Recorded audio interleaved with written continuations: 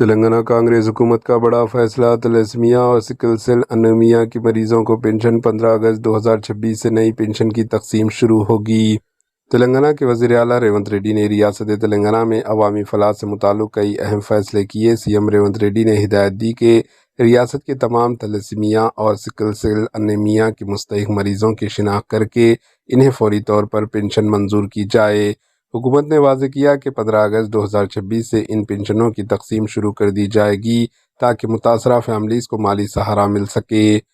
C M Revanth نے minister سیتکا کے ساتھ پنچایت راج اور دیہی ترقی محکمے کا بھی جائزہ لیا۔ اسی دوران بیوہ خواتین، سنگل لیڈیز، نیتیا اور گیتا مزدوروں کو بھی مستحق ہونے کی صورت میں پنشن فراہم کرنے کی ہدایت دی گئی۔ اجلاس میں یہ بھی فیصلہ کیا گیا کہ اگر کسی معذور شخص کا انتقال ہو جائے تو ان کی اہلیہ کے بغیر کسی تاخیر کے پنشن جاری کی جائے۔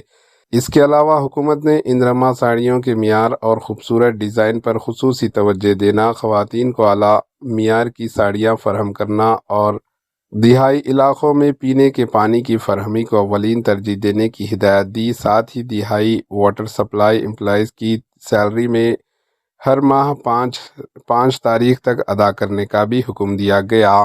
Bureau report, H N news.